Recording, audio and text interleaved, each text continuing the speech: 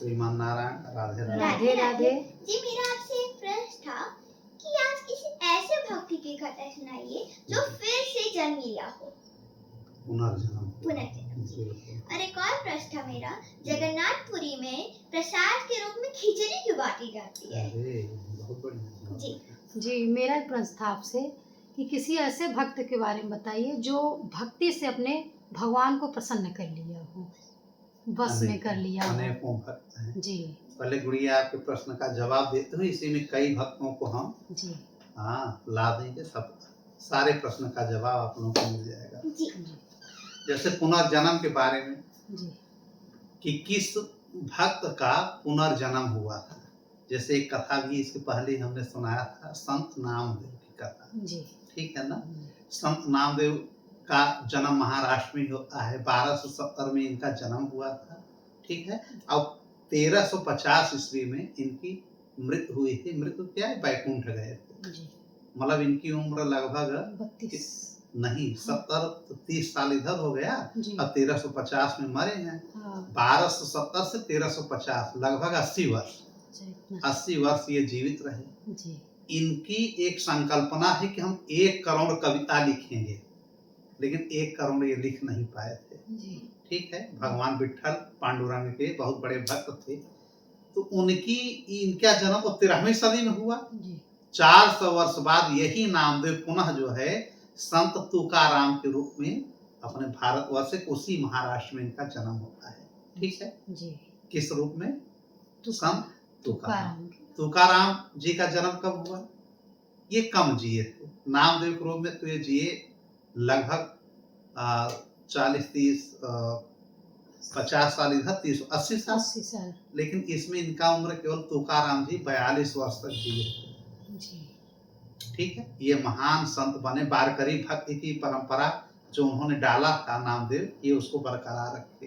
वारकरी एक भक्ति का एक संप्रदाय है, जैसा हम लोगों का वैष्णव संप्रदाय है, तो वारकरी संप्रदाय भी वैष्णव से ही संबंधित है। इनका जन्म हुआ था संत तुकाराम का 21 जनवरी 1608 में। ठीक है। और मृत्यु हुई थी 1650 में, 19 मार्च को। मतलब इनकी उम्र लगभग 42 वर्ष की। इन्होंने नामदेव को ही अपना गुरु माना, और जब भी बात करते थे तो बात में कह देते थे, नामदेव की ही पूरी कथा सुनाते और लोगों से बताते कि जब मैं वहां पे जन्म लिया था, महाराष्ट्र में ही इनका भी जन्म हुआ। उस समय नरसी वामनी में जन्म इनका हुआ था। इस बार दूसा नामक ग्रामीण अंचल में इनका जन्म हुआ था। ठीक है। तो बात बात में कह देते हैं कि मैं जो है वही नामदेव हूँ, निकल जाता है इनके मुख से। अब मैं अल्पकाल के लिए ही आया हूँ, जो उस समय मैं नहीं कर पाया हूँ, इस भक्ति आंदोलन में मैं करूंगा। मतलब 13वीं सदी में नामदेव बन करके जन्म लिए और पुनर्जन्म लिए ये तुकाराम के नाम से। ठीक है। ऐसे भगवान ले गए, लेकिन भगवान से इन्होंने कहा कि प्रभु अभी हम और कुछ लिखना चाहते हैं। भक्ति मार्ग पे जो कविताओं का हमने संकलन किया है, मुझे और वक्त चाहिए। तो प्रभु ने ठीक है पुनः भेजा। फिर 42 वर्ष रह करके जितने भी विरोधी थे, जो भी वैष्णव संप्रदाय के विरोधी थे, फिर विठलनाथ का इन्होंने पूजा किया, सेवा किया पांडुरंग का, और भक्ति को बहुत आगे ले गए। ठीक है जी। और बहुत कविताएं इन्होंने लिखा, जो बचा था, बकाया रह गया था, उसको इन्होंने इस उम्र में पूरा किया। भाई जब कोई विकास करता है तो विरोधी बहुत रहते हैं, चाहे पारिवारिक सामाजिक ले लीजिए। अगर आप विकास करें तो आपके पीछे आपका टांग खींचने के लिए हजारों लोग खड़े हो जाएंगे, लेकिन अगर आप अच्छा काम नहीं करेंगे तो आपका कोई टांग नहीं खींचेगा, क्योंकि आप वैसे खींचे हुए हैं, गिरे हुए हैं। कोई अच्छा काम करके देखिए, अभी 50 बुराई लोग बतलाएंगे। तो इनको भी इन्हीं के संत समाज के कुछ लोग विरोधी बन गए तुकाराम के। ठीक है। इनकी बुराई करने लगे। तंत्र मंत्र का हमेशा से बोलबाला चला रहा है। कुछ महंत भी इनके विरोध में हो गए। जैसे एक महंत थे, उनका नाम था मांबा जी। वो एक मठ के महंत थे। उनकी बड़ी लोकप्रियता है मांबा जी की। मांबा जी गोसावी उनका पूरा नाम था। अब वे इनसे जलने लगे, तुकाराम जी से। इनकी छोटी छोटी बातों को लेकर के लोगों में कमियां फैलाते थे। कि देखिए ये बड़ा ज्ञाता बने हैं, कहते हैं मैं संत नामदेव हूँ। कहाँ नामदेव 400 वर्ष पहले जन्म लिए थे, अब उनका नाम लेकर के ये भक्त बनता है जी कि मैं वही हूँ, बड़ा ज्ञानी बना हुआ है, ये बहुरूपिया है, इसको दंड दिया जाए। यही सब कह करके वो जो है इनको परेशान करते हैं, लेकिन इन्होंने कभी उनका विरोध नहीं किया। एक बार इनके ऊपर थोड़ी सी चोरी लगा करके तुकाराम के ऊपर उस मठ में गए थे, अब कांटेदार डंडे से इनकी खूब पिटाई किया, लेकिन ये विठल विठल विठल कहते रह गए, कोई विरोध नहीं किया। और बाद में जहां जहां उन्होंने मारा था ना, किसने मारा था? माम्बा जी। अच्छा माम्बा जी जो महंत थे जी वो मारे और मरवाए। जहां जहां उन्होंने मारा था सब ये लगा कि खून रक्त बह रहा है, सब देख रहे हैं, पूरी महफिल देख रही कि यार तुकाराम को बहुत ज्यादा चोट लग गया है, सारे कपड़े उनके भीग गए हैं रक्त से। लेकिन जब लोग कपड़े इनको दूसरा पहनने के लिए देखते हैं तो वहां पे कहीं कुछ नहीं, बल्कि भगवान के जैसे उनके चरणों का वहां पे निशान बना हुआ। मतलब तुकाराम जी के ऊपर विठल नाथ मतलब श्री कृष्ण भगवान, जी उन्हीं को विठल नाथ कहते हैं, उनके चरणों का कमल पद का निशान पड़ा हुआ है।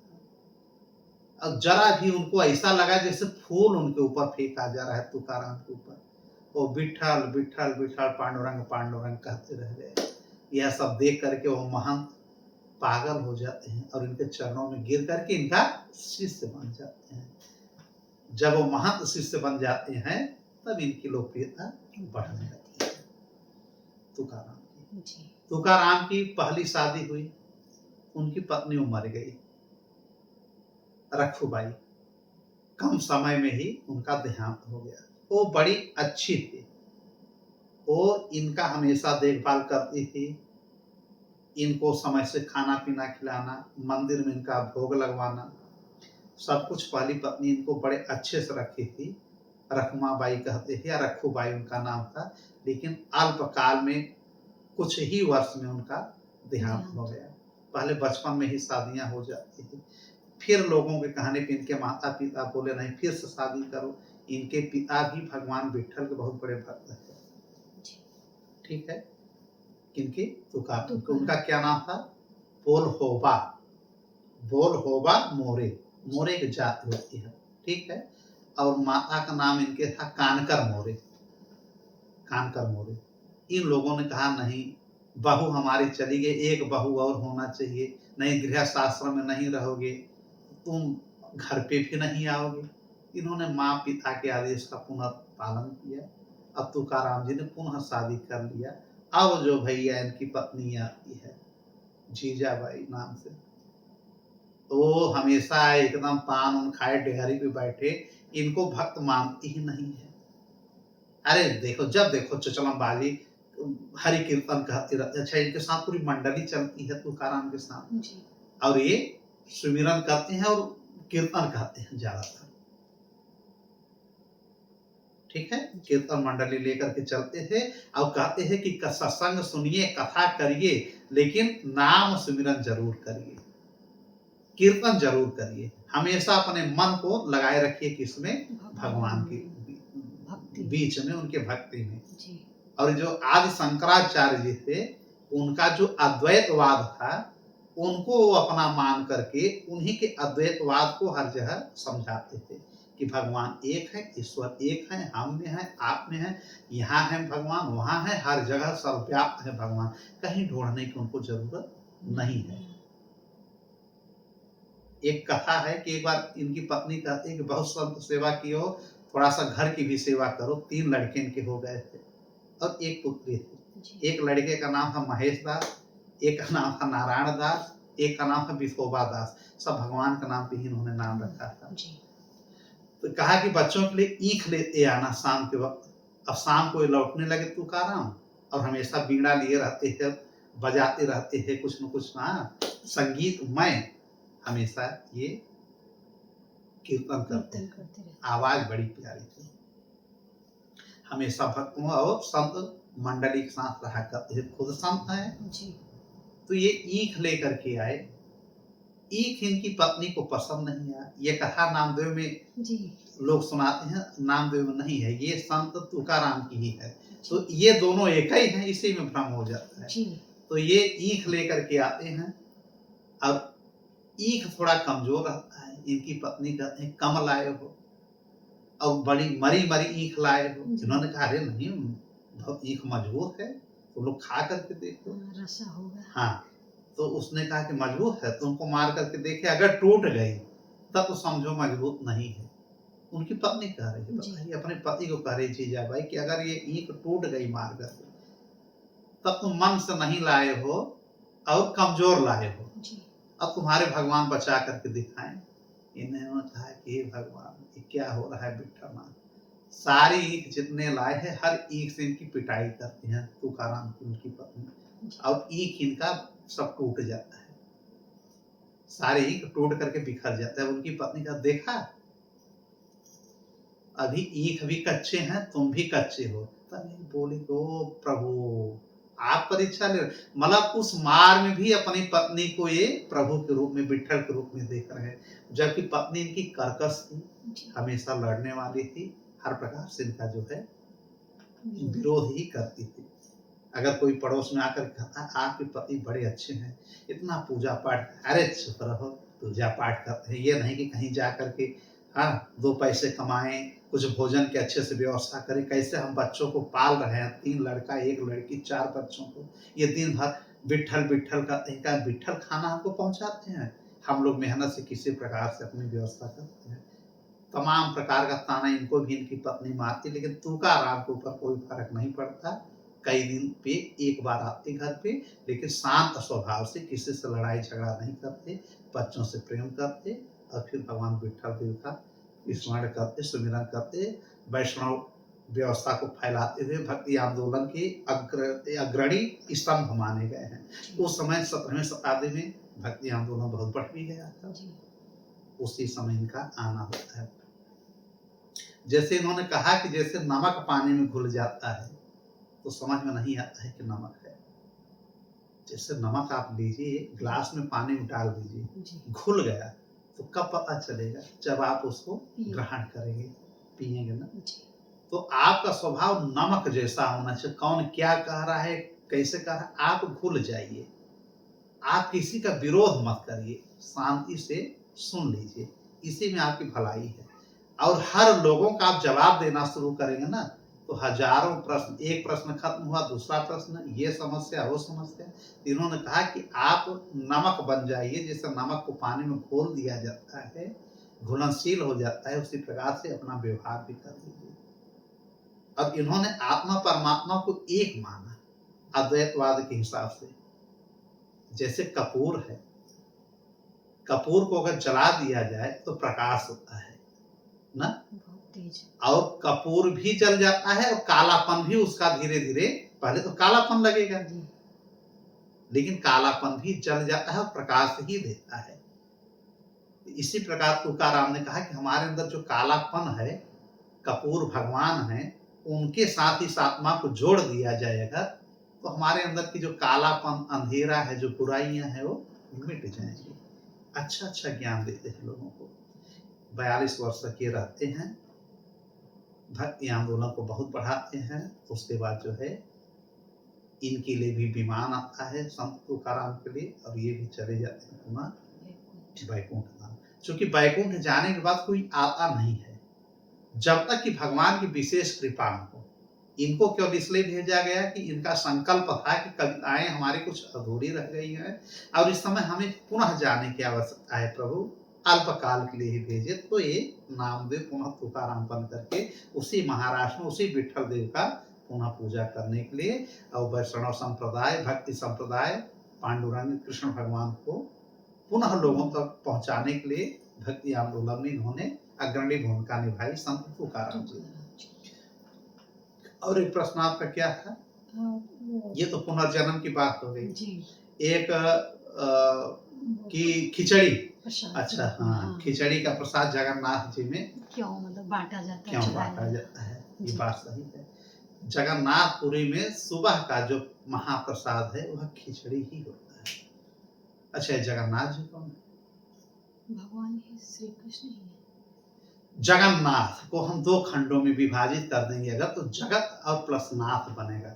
माने इस जगत के नाथ, जगत माने संसार, जी वर्ल्ड या यूनिवर्स समझ लीजिए, होल यूनिवर्स, पूरा संपूर्ण। जितना हमारा यूनिवर्स है सबके अगर हमारे परम ब्रह्म कोई अगर है तो यह जगत के नाथ हैं, यही जगन्नाथ हैं। जी माने हमारे नारायण भगवान श्री कृष्ण भगवान। इनके विषय में कई कथाएं हैं। जगन्नाथ की महिमा क्यों है, जैसे हमने चार बताया था ना कि 4 मठ का निर्माण आदि शंकराचार्य ने किया, जी उसमें एक उड़ीसा का जो पुरी जिला में यह जगन्नाथपुरी है, एक मठ यह है जी ना। अब एक मठ हमने क्या बताया था, बद्रिकाश्रम। जी एक मठ हमने क्या बताया था, रामेश्वर। रामेश्वरम। गुड। एक मठ क्या बताया था, द्वारिका। द्वारिका, द्वारकाधीश का गुजरात। ये 4 मठ आदि शंकराचार्य जी ने बसाया। जी इनकी कथा इस प्रकार से है कि जैसे हमने जब भागवत सुनाया होगा तो उसमें हमने बताया है कि सशरीर भगवान चले जाते हैं गोलोक धाम, ना। लेकिन कुछ और भी कथाओं में, जैसे अन्य पुराणों में यह उल्लेख मिलता है कि भागवत में भी इसका उल्लेख है कि इनकी आत्मा चली जाती है गोलोक, शरीर यहीं छोड़ देते हैं। जी उस शरीर को अर्जुन आकर के दाह संस्कार करते हैं, ठीक है। जी अब भगवान के गोलोक गमन जाने पे इनके माता पिता भी वहीं देहांत हो जाता है, वसुदेव का देवकी कहकर ना। और सबको अर्जुन जी वहां पे इनकी पत्नियों सहित अष्टरानियां जो होती हैं सबका दाह संस्कार करते हैं, फिर जाते हैं हस्तिनापुर। तो कहा यह गया है कि इनका जो हृदय था वह जलता नहीं है, वह समुद्र में द्वारका के तैरते तैरते बहता रहता है, ठीक है। हमेशा मतलब कई महीनों तक ऐसे वो तैरता रहता है, भगवान की जो हृदय है।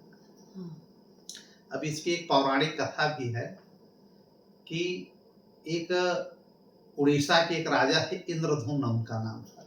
क्या नाम था, इंद्रधुम्न। यह भगवान के बहुत बड़े भक्त थे। इनको आए दिन स्वप्न आता है कि एक पहाड़ी एरिया है, पहाड़ी, उस पहाड़ी पे देखते हैं जैसे कि ये अपने भगवान को, विष्णु भगवान की पूजा करते हैं, उनका नाम रखते हैं नील माधव, इंद्रधुम्न। यह देखते हैं कि नील माधव जी भगवान विष्णु उस पर्वत पे कुछ आदिवासियों से गुप्त रूप से गुफा में पूजा करवा रहे हैं। अब भगवान स्वतः प्रकट हैं, बार बार स्वप्न इनको आता, भगवान कहते हैं कि यहाँ पर आओ हमारा दर्शन करो। ये सोचते कि यार ये हमारा कहीं लगता है स्वप्न है, फिर भी अपने पुरोहित से कहते हैं राजा कि ये बताओ ये ऐसा हम बार बार गुरुवर हम स्वप्न देख रहे हैं। तो उन्होंने कहा ठीक है, मेरा भाई बहुत विद्वान है, पुरोहित का भाई, राजा के पुरोहित के भाई का नाम था विद्यापति, बहुत विद्वान था। उनको लगाया गया कि जा करके जहां जहां ये कह रहे हैं उस गुफा में, उस पर्वत के पास जाओ, वहां आदिवासी रहते हैं जैसा कि राजा बता रहे हैं। क्या वहां आदिवासियों से भगवान विष्णु पूजा करवाते हैं प्रकट रूप में? अब इनको क्यों ऐसा संकेत मिल रहा है, वहां पे क्यों बुलाया जा रहा है? ठीक है जी। तब ये जो है विद्यापति वहां जाते हैं, लेकिन वहां का जो आदिवासियों का भी एक राजा होता है, विश्वासु नाम उसका नाम था, ठीक है। कहीं कहीं उसको विश्वासु कहते हैं। तो विश्वासु जो आदिवासियों का राजा था वह भगवान का बहुत बड़ा भक्त था, नील माधव का, ठीक है। अच्छा, भगवान के कितने नाम हैं? एक इनका नाम नील माधव भी है। माधव वैसे भी कहते हैं, नील माने कलर, उनका जो कलर होता है।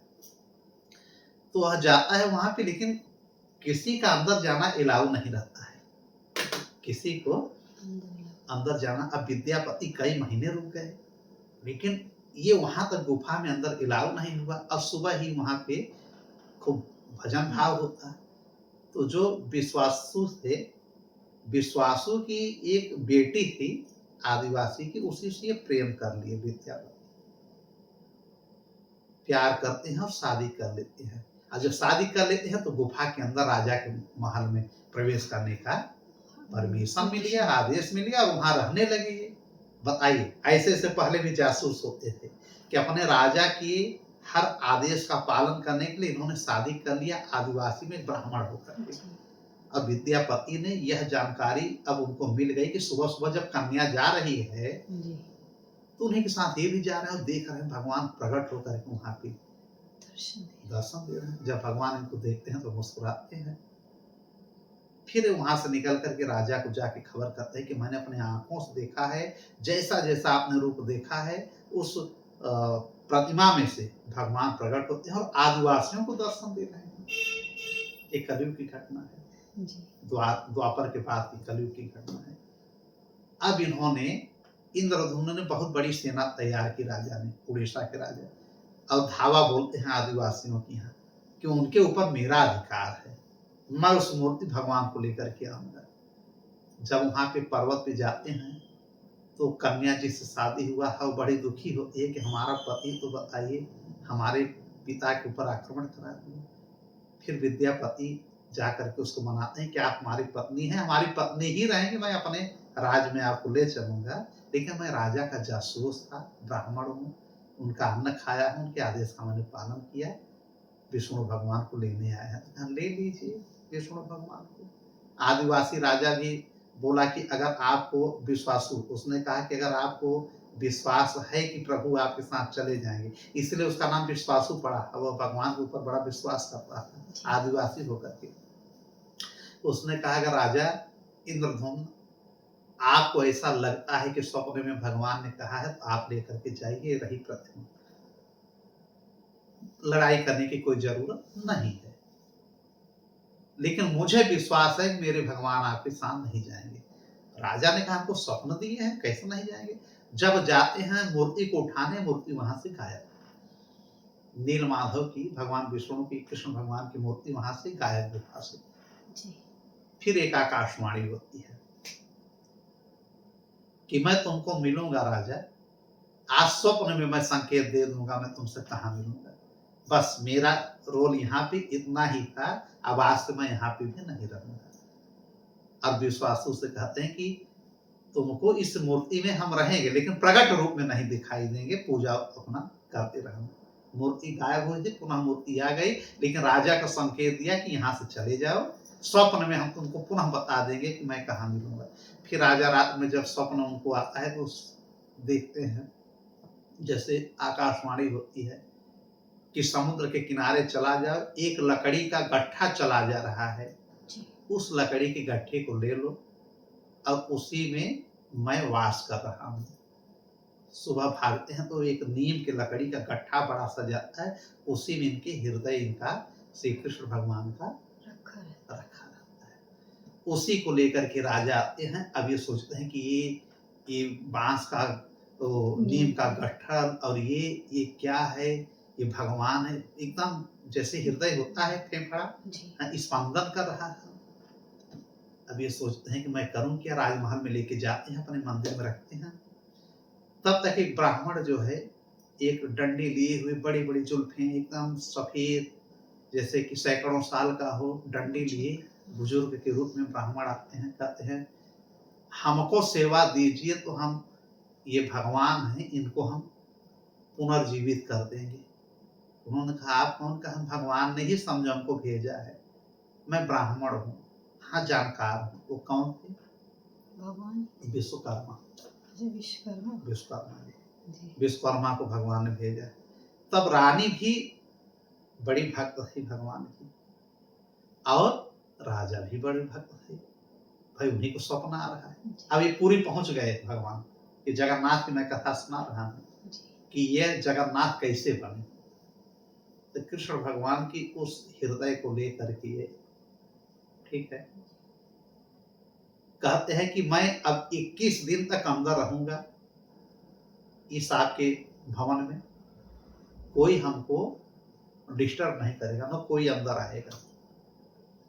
21 दिन तक, 21 डेज, और मैं भगवान को सही सलामत करके एक अच्छी प्रतिमा बना दूंगा। बांस से ही मैं एक अच्छी प्रतिमा बना दूंगा, आप लोग 21 दिन मत आइएगा। 21 दिन कह करके विश्वकर्मा अंदर जाते हैं, अपने रूप में आ जाते हैं, और उसी नीम की उस व्यवस्था से, उस लकड़ी से, काठ से जगन्नाथ भगवान को बनाना शुरू करते हैं। तो भगवान कहते हैं कि मुझे ही नहीं, बलदाऊ को भी बना दो विश्वकर्मा जी, और मेरी बहन सुभद्रा को भी बना दो। मतलब जगन्नाथ में एक तो कृष्ण भगवान है, एक बलदाऊ जी हैं, एक सुभद्रा जी, माने उनकी बहन। ये भी योग माया की अंश है सुभद्रा जी। लेकिन अभी वे श्री कृष्ण भगवान को जगन्नाथ को तो बना दिए, उनके हृदय जो है स्थापित कर दिए, ठीक है, सारा सर और सब बन गए, आंखें के बन गई, लेकिन उनका हाथ पैर अभी बन नहीं पाया था। और न बलराम जी का ही पूरा संपूर्ण बन चुका था, आधा आधा बना था। रानी से रहा नहीं गया, रानी जाके दरवाजा खोल करके अंदर प्रवेश कर जाती है, और वहीं से विश्वकर्मा जी लुप्त हो जाते हैं। लेकिन मूर्ति तैयार हो जाती है तीनों लोगों की, जगन्नाथ प्रभु की, बलराम जी की, सुभद्रा जी, लेकिन अल्प विकसित, बिना टांग का, बिना हाथ का।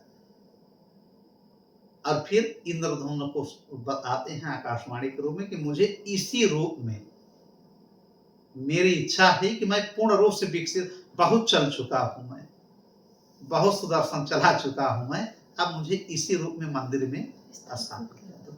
तो उसी रूप में पुरी में, उड़ीसा में, जगन्नाथपुरी में इनकी स्थापना की जाती है, जो आज भी जगन्नाथपुरी के नाम से जाना जाता है।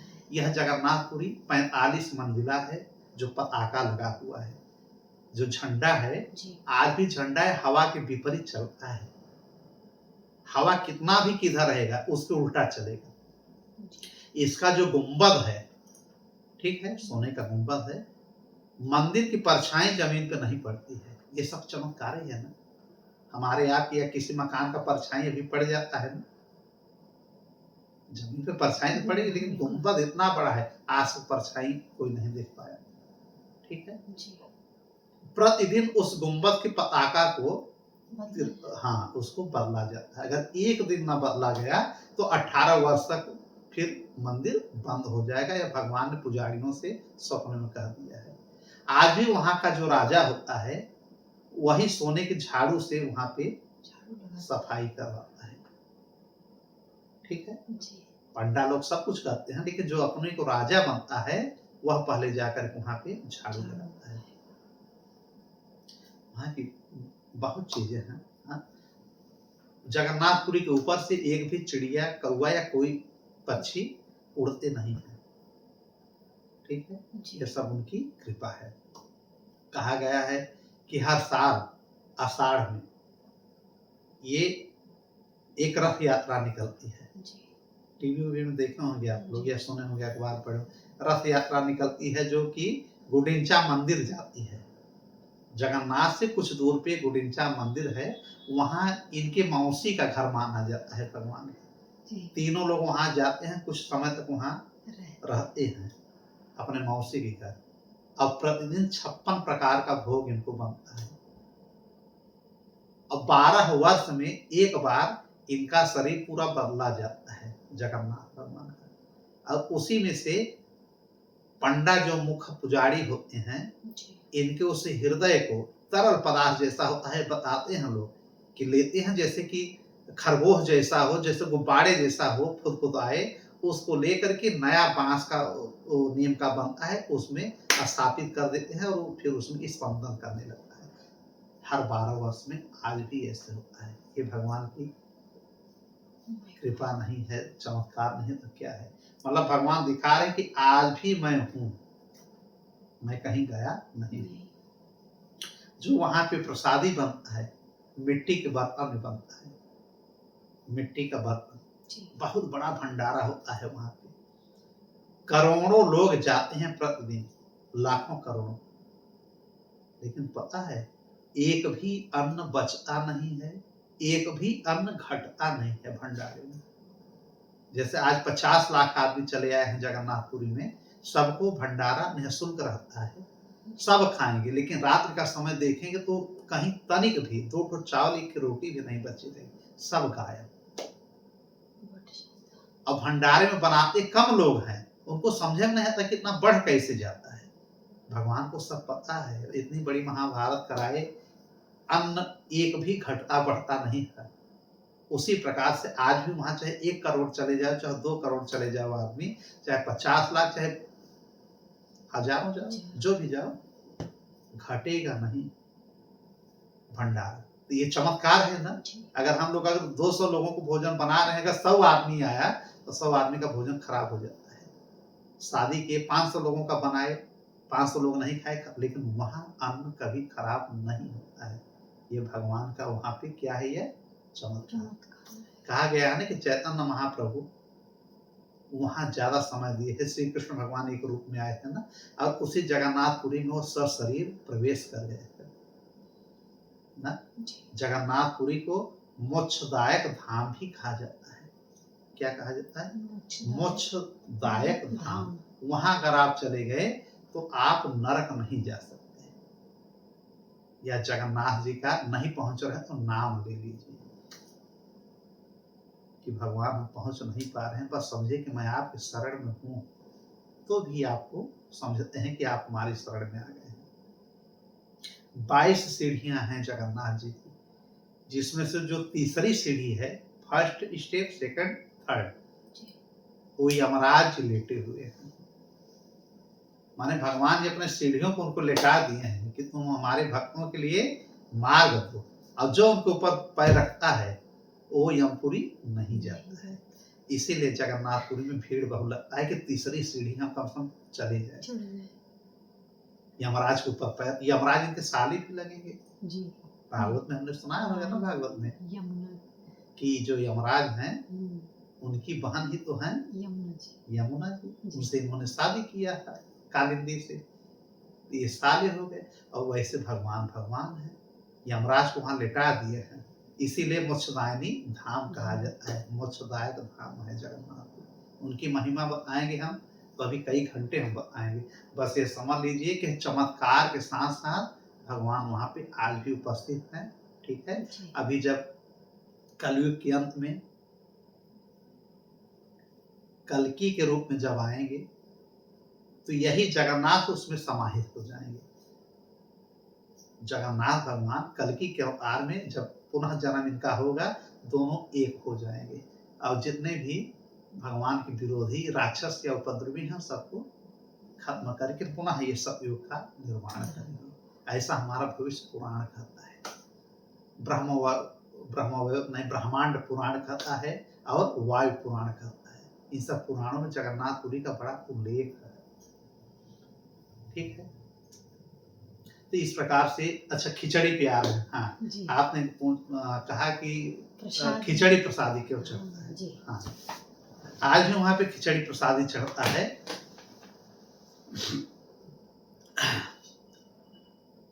एक भक्त का नाम है कर्माबाई। कर्माबाई निम्न जाति की है, महिला थी। ये बचपन से ही जगन्नाथ को बहुत प्रेम करती थी।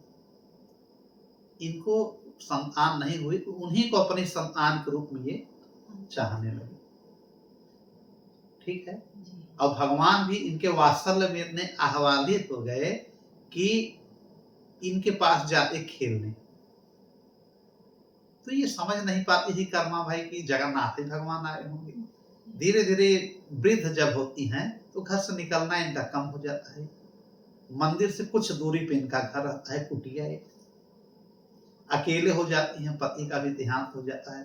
तो कर्मा बाई जो है भगवान से पूछती हैं कि लल्ला ये बताओ तुम जगन्नाथ ही भगवान हो ना। इन्होंने कहा मैया मैं कब से तुम्हारे साथ खेल रहा हूँ, कब से खा रहा हूँ, पी रहा हूँ, प्रसादी ले रहा हूँ। मैंने कहा है कई बार कि मैं ही जगन्नाथ हूँ। इन्होंने कहा कि तो मैं तुमको पुत्र प्रेम में देखती हूँ, पुत्रवत व्यवहार करती हूँ, पुत्र मानती हूँ। तो अगर तुम मेरे पुत्र ही हो और जगन्नाथ हो तो सुबह सुबह आकर के प्रसाद हमसे पहले ग्रहण कर लिया करो। ठीक है मैया, मैं कर्मा मैया आऊंगा। अब सुबह 5 बजे ये पहुंच जाते हैं कर्मा बाई के पास, छोटे से बालक बन करके। और सुबह ही उठ करके बिना स्नान किए, बिना मंजन मुखारी किए, बिना दैनिक क्रिया किए ये पहुंच करके खिचड़ी बनाती थी कर्माबाई। कैसा उन्होंने, और आते ना कहते कि जल्दी करो मैया, नहीं वहां हम नहीं रहेंगे तो अभी हाहाकार मच जाएगा, लेकिन पहले तुम्हारा प्रसाद खाएंगे। कर्माबाई खिचड़ी बनाती और उसी खिचड़ी को खाते और जाते मंदिर में। अब तो 56 भोग लगता। कई बार सबके सामने इनकी आकाशवाणी भी जगन्नाथपुरी में हुई है। पंडा लोग कुछ गलत करते हैं तो बोल देते हैं कि ये गलतियां हैं, इसको सुधारो। बताइए सारी चीज। तो ये प्रतिदिन का काम हो गया। क्योंकि पहले तो ये मंदिर में जाती थी कर्माबाई, लेकिन जब वृद्ध हो गए तो उन्होंने कहा कि ठीक है हम ही आ जाएंगे। तो ये पहले से ही भी उनको प्रसाद के रूप में ले जाकर के खिचड़ी वहां अर्पित करती थी। गरीब थी तो उनको चावल खिचड़ी बनाई ले गई। चाहे एकादशी हो, चाहे जो जगन्नाथपुरी में एकादशी के दिन भी चावल बनता है, वहां नहीं मनाही है। क्योंकि कर्माबाई का नियम प्रतिदिन का था कि वहां खिचड़ी बना करके ले जाती जगन्नाथपुरी। लेकिन जब वृद्ध हो गए तो जगन्नाथ भगवान उनके घर आकर के उनके कुटिया में सबसे पहला प्रसाद लेते थे कर्माबाई। एक बार हो गया थोड़ा सा देरी खिचड़ी बनाने में। ये कहना मैया जल्दी लाओ, वहां सब पंडा लोग हमारा इंतजार कर रहे हैं, केवल मेरी मूर्ति है, मैं तो यहाँ चला आया हूँ। और जब तक मुंह में डालते नहीं है मुंह खुल जाता है थोड़ा सा प्रसादी लेने के लिए। तो मैं वहां पहले पहुंचू ना, अरे लल्ला ला रही हूँ, खिलाते खिलाते जो है थोड़ा सा। और उधर चिल्ला रहे पंडा लोग, अरे भगवान नाराज हो गए, अरे भगवान हम लोगों से क्या पाप हो गया है। आधा खाए थे और आधे भाग गए। और देख रहे हैं तो वो लोग जब खिला रहे हैं तब तक रहे जीव लेके खिचड़ी खा रहे हो, खिचड़ी गिर जा रही है। अब पंडा लोगों को यह आश्चर्य हुआ कि बिना हमारे इस रूम में तो इस कमरे में कोई आएगा नहीं, हम ही दरवाजा खोल रहे हैं, कुंडी खोल रहे हैं, ताला खोल रहे हैं, और भगवान का जीव और एक खिचड़ी लगी हुई 2 ईंटें कैसे गिर गई। अब तो कर्माबाई भी नहीं आती है, नहीं पहले वो आती थी तो उनको आदेश भगवान के हिसाब से मिला है कि खिचड़ी पहले इनका प्रसादी चढ़वाया जाए। अब तो उनका आना भी बंद है। फिर खिचड़ी उठा के देखते हैं तो उसमें से एक ब्राह्मण, एक साधु सात्विक विचार के थे, उन्होंने सोचा कि यार इसकी जानकारी हमने बात किया है। एक कर्माबाई के कुटिया में पहरा देने के लिए लग गए संत महाराज कि भगवान की ये कौन सी लीला है, समझे हम पहले। भोर में ही पहुंच गए वहां पे ब्रह्म मुहूर्त में। अब ये खिचड़ी बन रहा है कर्माबाई का। अब वो देख रहे हैं कि कर्माबाई खिचड़ी बना रही है, ले कहाँ जाएगी। वो ले कहीं नहीं जाती, कहते लल्ला आओ लल्ला आओ। अब वो देख नहीं रहे हैं पंडित जी, उनको कुछ दिख नहीं रहा, लल्ला आओ लल्ला आओ। अब लल्ला जाते हैं, उनको दिखते हैं कर्माबाई को, मोर पंख लगाए सांवले में छोटे से आकार में प्रभु जाते हैं और उनकी गोद में बैठ जाते हैं, मैया खिलाओ। अब वो खिलाने लगती हैं, खिलाने लगती हैं। अब उनको पंडित जी को दिख रहा है कि उनकी मूर्ति को खिला रही है, जगन्नाथ भगवान की मूर्ति उनको दिख रही है। फिर भी उनको खराब लगता है। आ जाते हैं सामने, अब तब तक जगन्नाथ भगवान चले जाते हैं अपने वहां पे कि मैं मैया वहां जा रहा हूँ, यहाँ अपना संभालो। कभी कभी वो भाग भी जाते हैं कि अपना अपना संभालो भैया। अभी मैया कहते हैं, अरे पंडित जी आप सुबह सुबह कहा ये बताओ, ये मूर्ति को भगवान को खिचड़ी खिला रही हो। उन्होंने कहा नहाई हो, स्नान की हो, मंजन मुखारी सब हुआ है। इन्होंने कहा नहीं, मैं बस उठते ही पहला काम खिचड़ी बनाती हूँ, लल्ला भूखा रहते हैं, पहले मैं लल्ले को अपने खिलाती हूँ। तो लोगों ने सोचा कि मूर्ति को ही खिलाती हैं। लेकिन मूर्ति को भी खिलाना उन्होंने अपराध समझा। उन्होंने कहा कल से बिना स्नान किए, बिना शौच आदि क्रिया से निवृत्त हुए कर्माबाई आप जो है खिचड़ी नहीं बनाएंगे, न प्रसादी भगवान को देंगी। इतनी अशुद्ध। भाई ब्राह्मण को लगे ज्ञान देने। अब ये क्या जाने कि भक्ति से भगवान को बस में किया जा सकता है, जैसा आपका प्रश्न है। कर्माबाई ने अपने भक्ति से भगवान को बस में किया था, ज्ञान से नहीं। इसीलिए बार बार प्रश्न होता है कि ज्ञान बड़ा कि भक्ति। तो कुछ लोग कहते हैं भक्ति, कुछ लोग कहते हैं ज्ञान, लेकिन वास्तव में भक्ति ही बड़ी है। लेकिन अगर भक्ति बड़ी है तो यह तो मालूम होना चाहिए ना, ज्ञान होना चाहिए कि मैं भक्ति किसकी करूं, मैं क्या करूं, कैसे पहचानूं। उसके लिए ज्ञान भी होना जरूरी है ना। तो दोनों का होना जरूरी है। लेकिन भगवान कहते हैं कुछ भी नहीं आ रहा है, तुम केवल मेरी शरण में आ जाओ। सर्व धर्म परित्यज्यम मामेकम शरणं व्रज, अहम त्वां सर्पेभ्यो मुझ इस्यामी मां शुचः। यह किसने कहा है? श्री कृष्ण भगवान ने कहा कि आपको कुछ पाखंड करने की जरूरत नहीं, किसी ज्ञान की जरूरत नहीं है, किसी लाग लपेट की जरूरत नहीं है। सब कुछ छोड़ करके, सारे पापों को छोड़ करके मेरे ऊपर भरोसा करके मेरे चरणों में सर नवा दो, तुम्हारे सारे पाप मैं माफ कर दूंगा। उसी प्रकार से कर्माबाई का ये बात है कि भक्ति से उन्होंने भगवान को प्राप्त कर लिया। यह वो पंडित जी, ज्ञानी पंडित समझ नहीं रहे थे। इन्होंने कहा ठीक है पंडित जी, मैं कल से, ये कई सालों से व्यवस्था चली आ रही है, अब कर्माबाई कल माने अब स्नान करके जाती हैं रसोईया में, तब तक वो आ करके बैठ जाते हैं भगवान। अब जिद करने लगते हैं, मैया क्या करने लगी, मैया क्या करने, हमको भूख लगी है, सुबह भूख लगी है, मैं कब से उठा हूँ। उन्होंने कहा लल्ला थोड़ा रुक जाओ, अभी मैं स्नान की हूँ, अभी रसोइये में आई हूँ, जल छिड़की हूँ। उन्होंने कहा मैया ये तुमको करने की क्या जरूरत है। घुस जाते हैं रसोइया में कि नहीं मैया, मुझे जैसे तुम खिलाते हो वैसे खिलाओ, मैं तुम्हारा पुत्र हूँ। अब तब तक वहां घंटा बजता है, फिर पंडा लोग चिल्लाने लगते हैं प्रभु गायब, मंदिर से गायब है, प्रभु नहीं है। 56 प्रकार का भोग छोड़ करके वो खिचड़ी खाने आते थे कुटिया में कर्माबाई के। प्रभु आपकी भी लीला में अपरंपार है महिमा। अब ये खिलाते हैं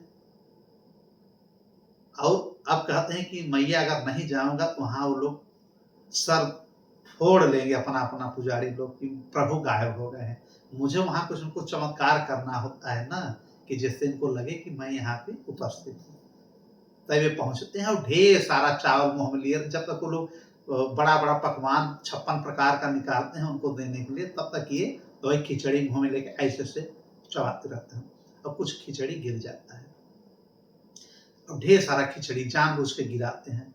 फिर पंडा लोग कहते हैं प्रभु ये सबसे पहले आप एक कहाँ से प्रसादी ग्रहण करते हैं प्रभु, आप हमको बताइए, हम लोगों को, हम लोग समझ नहीं रहे हैं। कई बार से ऐसा लग रहा है कि मेरा ये प्रसाद बाद में मिलता है, पहले किसी और का।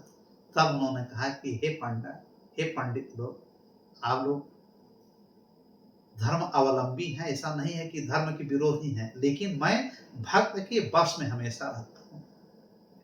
आप लोगों का 56 प्रकार का भोजन मुझको अच्छा नहीं लगता है, जब तक कि मैं कर्माबाई का हाथ का खिचड़ी न ग्रहण करूं।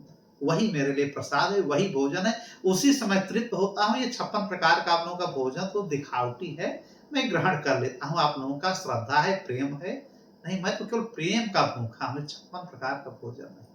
अब पंडा लोग रोने लगे, प्रभु प्रभु गलती हो गई। अब वो जो पंडित जी गए थे समझाने वहां पे, वो अलग से चरण में गिर गए। उनको कहा जगन्नाथ भगवान ने, क्या आप उनको बता रहे हैं कि शौच की जरूरत है, पवित्रता की जरूरत है, मुझे मेरे भक्त के किसी पवित्रता की जरूरत नहीं है।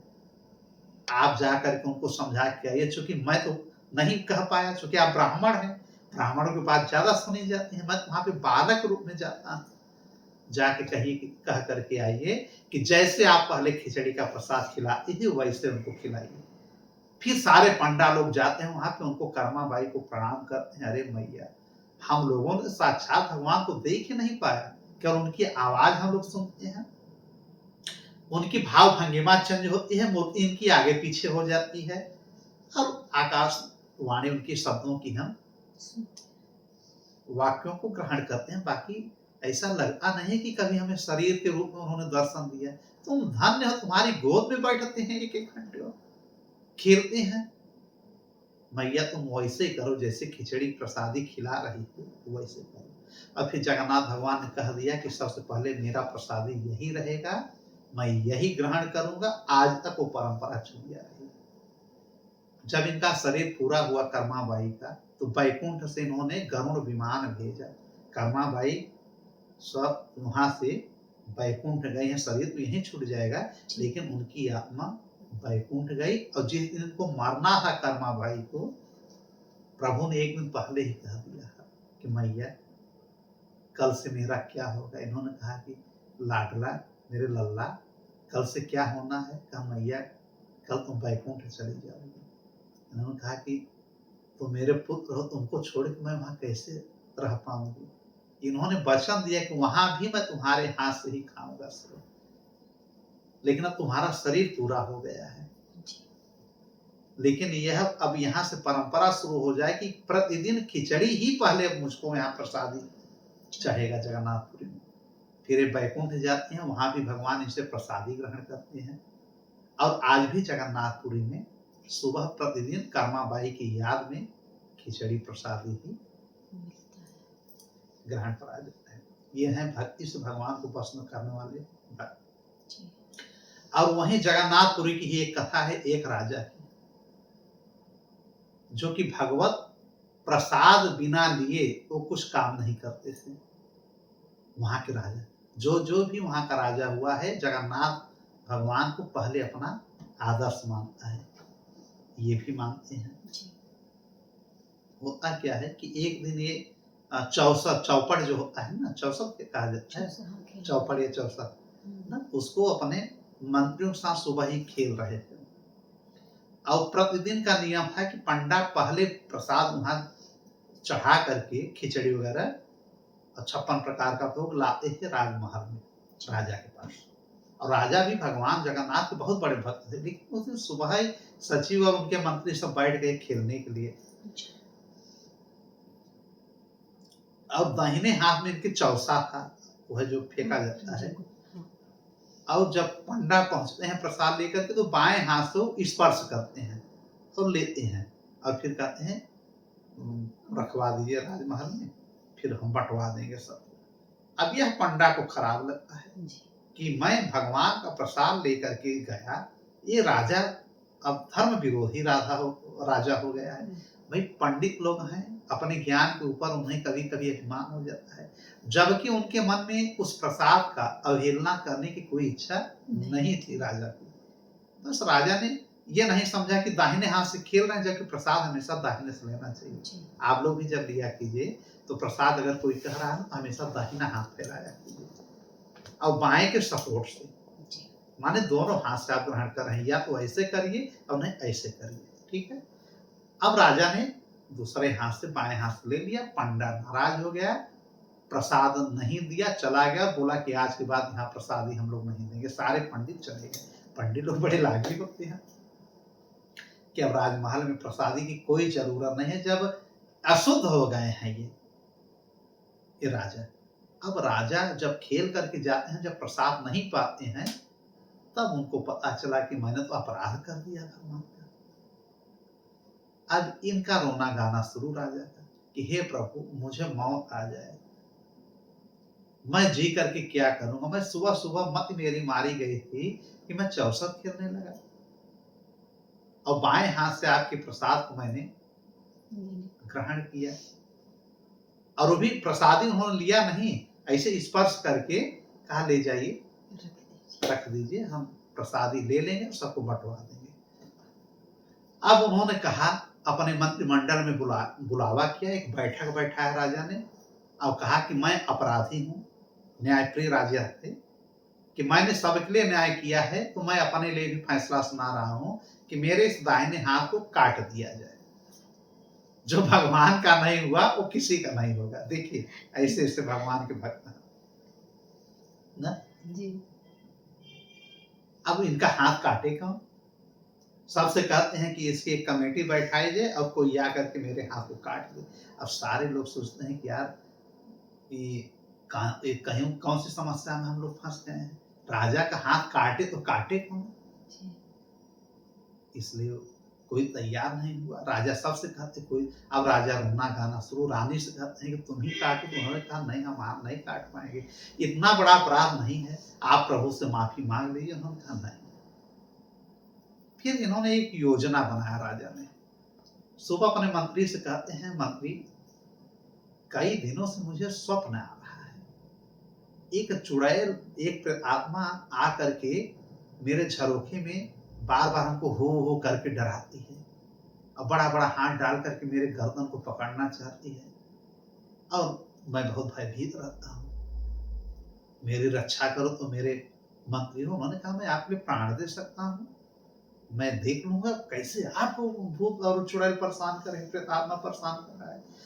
तो इन्होंने कहा मैं क्या करूं? राजा ने तो मंत्री ने कहा कि आप अपने बिस्तर से उठ करके चले जाइए, कहीं छिप जाइए रात्रि के समय, और मैं आपके बिस्तर पे प्रभु राजा जी लेट जा रहा हूँ, वो हमको समझ करके आएगी तो मैं उसको पकड़ लूंगा, उसको बांध दूंगा। कहीं बांधना मत, उसके हाथ जो बार बार उसी को काट देना। राजा ने कहा, उसने कहा ठीक है। अब रात का समय होता है, 12 बजता है, मंत्री इनके कक्ष में आता है, राजा चले जाते हैं उस झरोखे के पास और अपने चेहरे में कालापन लगा के हाथ अपने खूब काला काला कर लेते हैं, बड़े बड़े नाखून जैसे लगा लेते हैं और अपने हाथ को ही उस झरोखे में डाल को करने लगते हैं, डरवाने लगते हैं। कोई प्रेत आत्मा नहीं था, यह खुद अपना हाथ कटवाने के लिए ऐसी साजिश रची और ऐसे गर्दन पकड़ने लगते हैं मंत्री का। मंत्री सोचता है राजा सही बोले थे। अब वह उठाता है तलवार, इनका हाथ काट लेता है दाहिना। अब राजा बहुत खुश हो, बहुत अच्छा मंत्री जी, अब आओ। अब जब लोगों को पता चला कि मंत्री जी ने तो राजा का हाथ ही काट दिया, पूरे राज में हल्ला हो गया, ये हुआ इसको फांसी दिया जाए। सारे लोग चिल्लाने लगे। राजा ने कहा कुछ नहीं, मेरी इच्छा से हुआ है, मैं तो कब से हाथ कटवाने के लिए कह रहा हूँ। कोई भूत प्रेत हमारे यहाँ नहीं आएगा, कोई प्रेत आत्मा नहीं, मैं तो भगवान का भक्त हूँ। अब इधर जब इनका ये कट गया, उधर जगन्नाथ भगवान की आंखों से आंसू बहना शुरू। सुबह जब पंडा लोग लेके जाते हैं प्रसादी, ये रो रहे हैं, मुंह नहीं खोलते हैं, बोलते हैं आज भी। जगन्नाथ जी आज भी बोलते हैं, पंडाओं से सब सुनते हैं। पंडा लोग वहाँ के पंडा से कहते हैं कि तुम लोगों ने बहुत बड़ा अपराध किया है, राजा मेरे बहुत बड़े भक्त हैं, तुम लोगों की वजह से उनका हाथ कट गया है। पहला काम कि आज से प्रसादी उनके घर ले जाओ, उनका जो दाहिना भुजा कटा है मेरे बगीचे में ले जाओ, लगा दो। इनका एक बगीचा बना है वहां बहुत बड़ा ना, उस बगीचे में ले जाओ, लगा दो। तो उनके आदेश का पालन कौन नहीं करेगा। सारे पंडा लोग जाते हैं, अब कहते हैं यह प्रसाद उनके हाथ में दे देना। थोड़ा सा जूठन कर लेते हैं जगन्नाथ जी, अब कहते हैं इसी को प्रसाद को ले जाओ, राजा को दे दो, और आज से प्रतिदिन उनके यहाँ प्रसाद जाएगा। अब राजा के यहाँ सब पुनः ब्राह्मण मंडली सब पंडा लोग पहुंचते हैं। राजा बड़ा खुशी हो जाते हैं कि कम से कम मेरा हाथ कटा, लोग आए तो हमारे यहाँ साधु संत, नहीं कोई ब्राह्मण आता ही नहीं था, मैं ब्राह्मण विरोधी हो गया था। देखिए ऐसे से राजा लोग हैं, और आजकल के तो ऐसे से राजा हैं। राजा मतलब जैसे नेता लोग हो गए, चाहे जो ब्राह्मण हो सबका वही खा लेते हैं, कौन ब्राह्मणों की रक्षा करने की बात कहे। फिलहाल सारे ब्राह्मण पहुंचते हैं और प्रसाद देने के लिए राजा को आगे बढ़ते हैं और क्षमा याचना सब करते हैं। अब ये बड़ा खुशी होते हैं कि हमारे यहाँ सब पंडा लोग आए हैं, दौड़ते हैं बहुत तेजी से।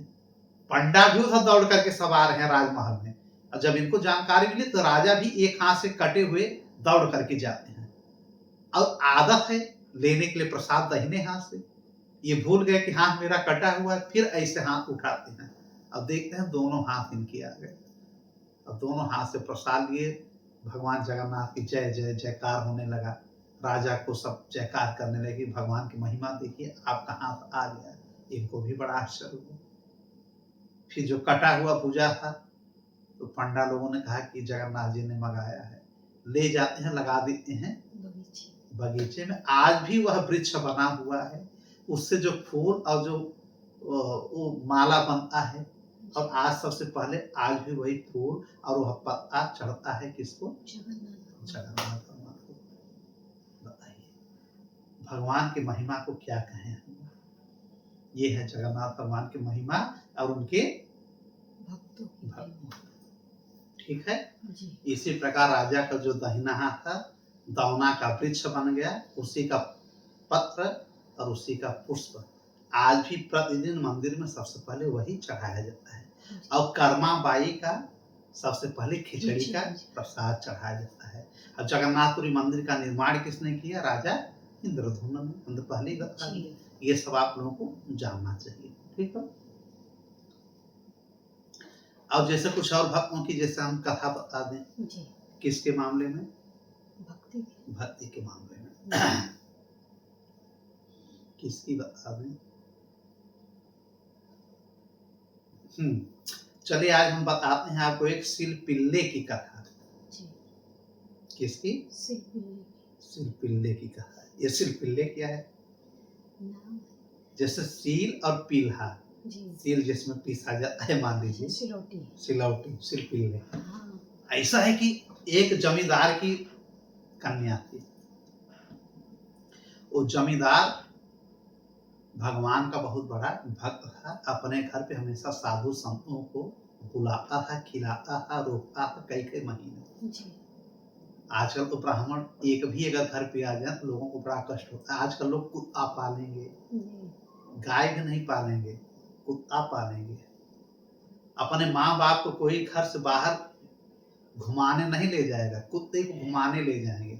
हाय टाइगर, हाय हई, हाय हऊ करेंगे, उतना भगवान का नाम नहीं लेंगे। लेकिन देखिए पतन इसी से होता है। एक हाथ में भगवान को लेकर टहलाइए, एक हाथ में भगवान की प्रतिमा लिए रहिए, हनुमान चालीसा लिए रहिए, नारायण कवच लिए रहिए, तमाम प्रकार की बातें हैं, कंठी पहने रहिए। लेकिन नहीं, वो टाइगर में मस्त है, मोती में मस्त है। लेकिन पहले लोग ऐसा नहीं करते थे। कुत्ते का काम है घर से बाहर रहना, लेकिन आजकल कुत्तों को लोग घर के अंदर कर दिए हैं, इसीलिए उनका नरक जाना लगभग तय हो जाता है।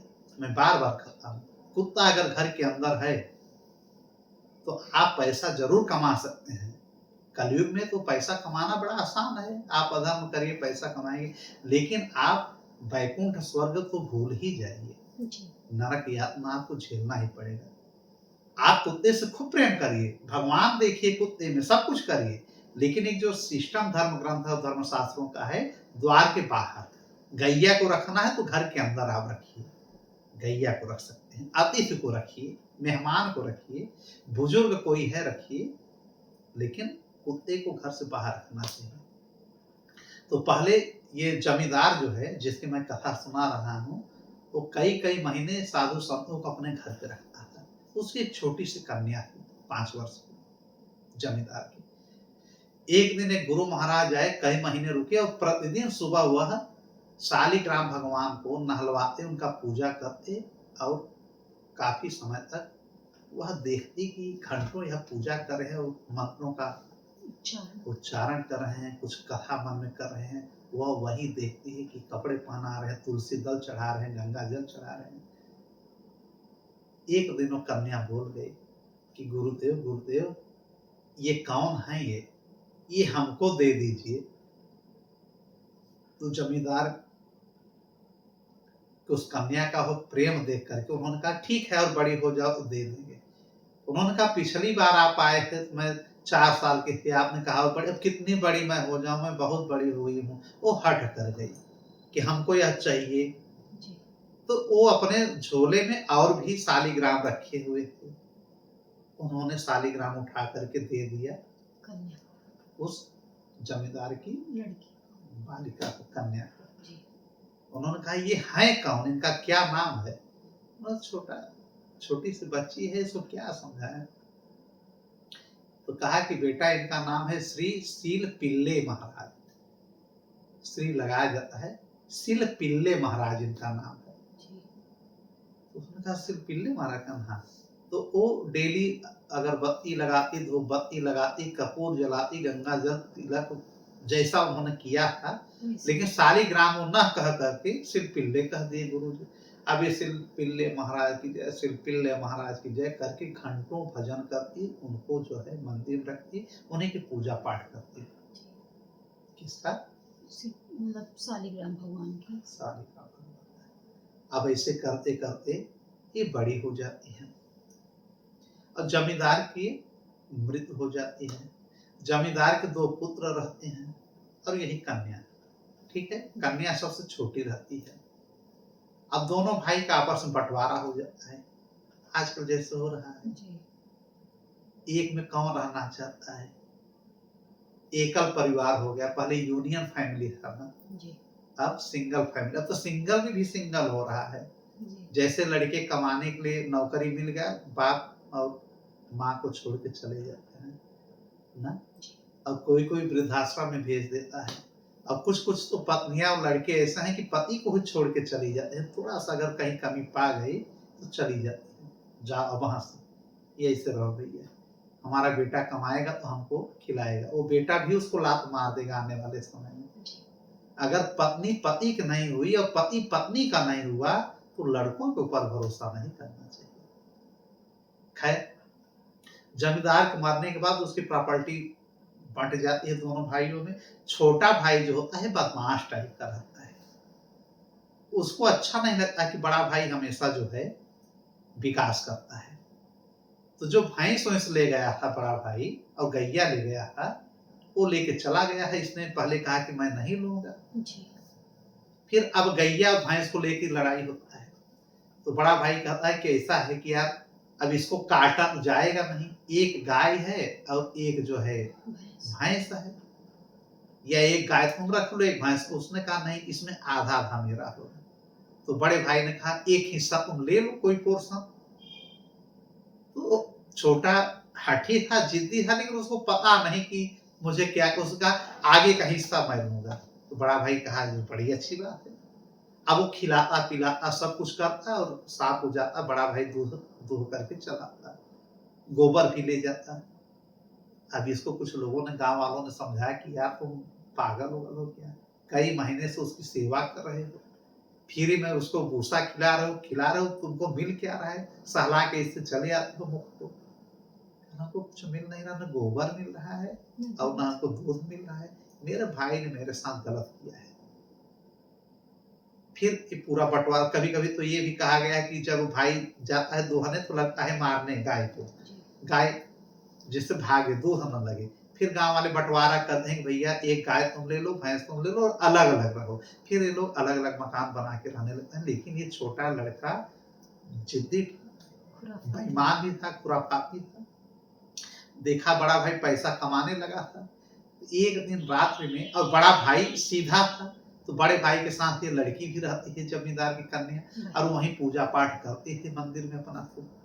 एक दिन जाता है छोटा बालक कई लोगों को लेकर के रात में अपने भाई को खूब मारता है, उसके घर का पूरा सामान उठा लाता है और उसी में उठा लाता है इनके सिरपिल्ले महाराज को। अब जब सुबह यह कन्या देखती है, भाई को ढांढ देती है कि भैया चलिए, छोटा भाई है, आपके गलती कर दी, हमको माफ करिए। उन्होंने कहा मैंने माफ किया, लेकिन पूरा सामान मेरा उठा ले गया, मैं क्या करूं बहना। उन्होंने कहा कि आपका सामान ले गए, हमारे सिरपिल्ले महाराज को भी ले गए, तो मैं आपका सामान मांगने तो नहीं जा रही हूँ, आप भाई भाई समझ लीजिए, मैं अपने सिरपिल्ले महाराज को मांगने जा रही हूँ। जाती है अपने भाई के पास और कहती भैया मेरे सिरपिल्ले महाराज को वापस। क्या सिरपिल्ले सिरपिल्ले चिल्लाती हो, बचपन से देख रहे हैं सिरपिल्ले सिरपिल्ले, पूजा करती रहती, तो क्या मिलता है उसमें? जाओ देखो वहीं होगा कहीं पे, ढेर सारा सामान भाई का मैं उठा लाया हूँ, अब कहाँ फेंक दिया हूँ, ढेला जैसा है वो, शालिग्राम काले काले छोटे सोते हैं, कहीं मैंने फेंक दिया होगा, जाओ ढूंढ लो।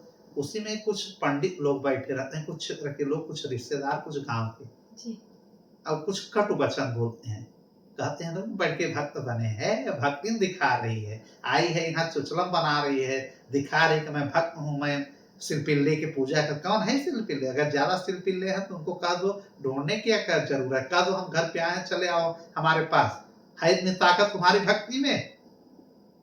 अब यह जमींदार की कन्या रोने लगती है।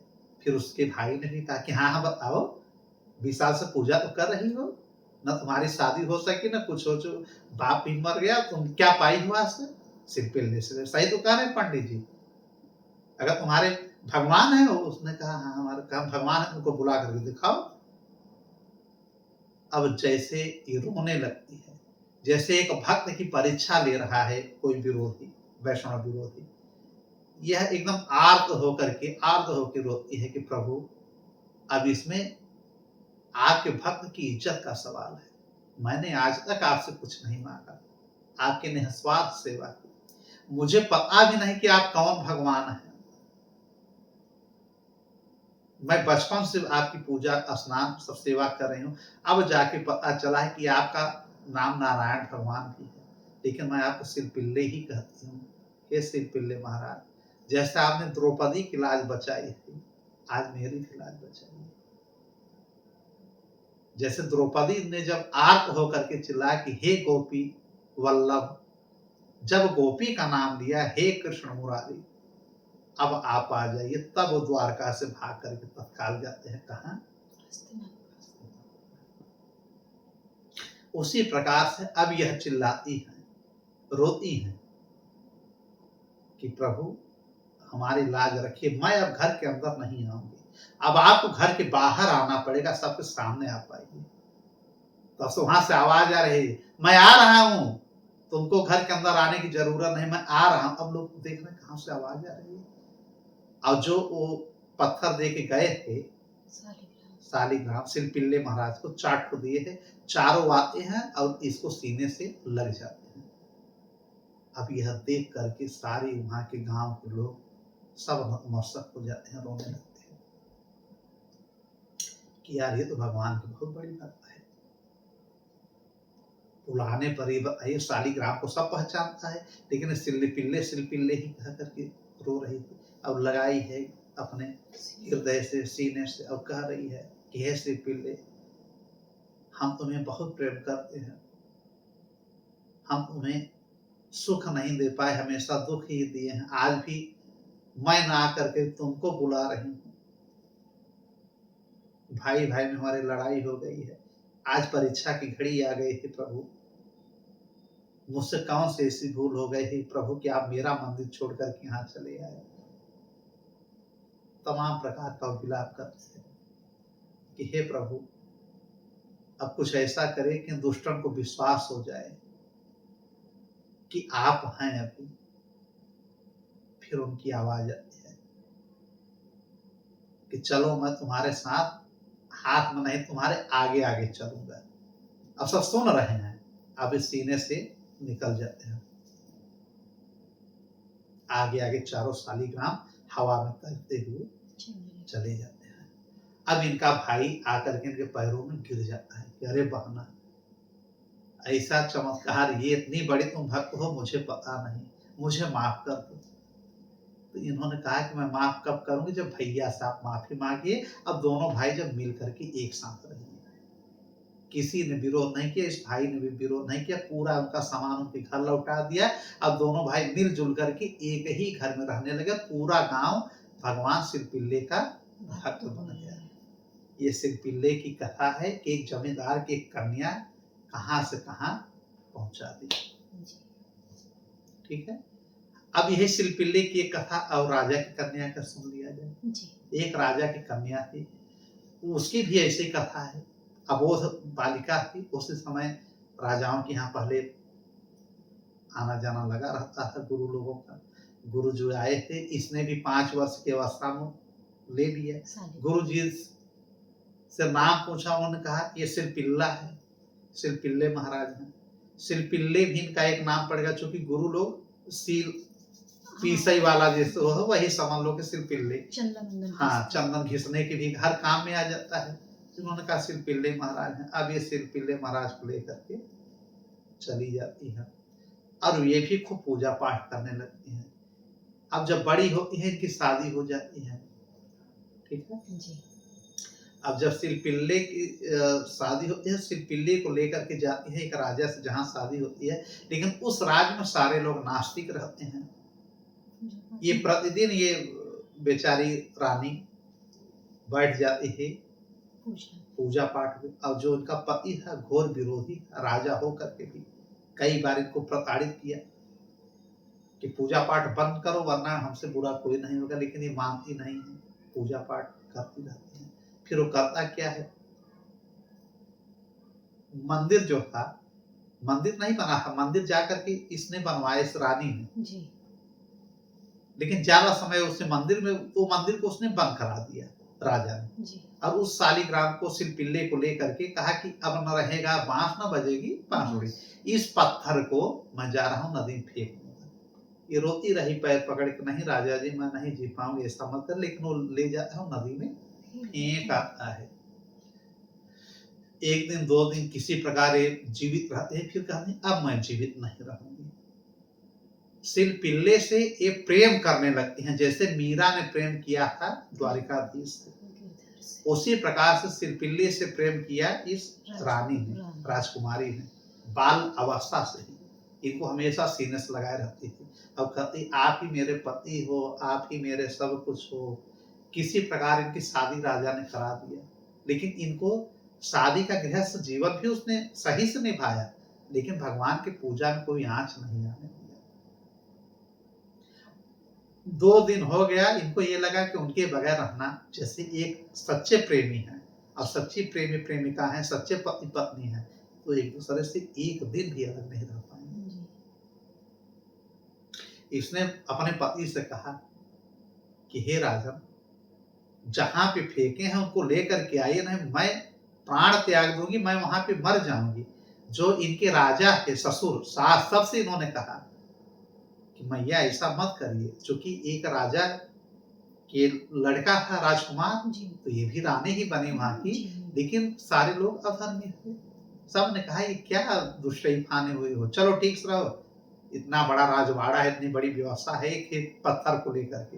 ये नहीं मानते हैं। एक दिन सुबह निकल जाते हैं नदी के किनारे, और सारे प्रजा सारे राजा कहते हैं कि ढकोसला कर रही हो, मरने जा रहे हो, जाओ मर करके दिखाओ, जाओ जाओ हम लोग भी तमाशा देखेंगे, कोई तुमको बचाएगा नहीं। इसका पति और ले जाता है, ठेलाता है। ऐसे ऐसे विधर्मी पति भी होते हैं।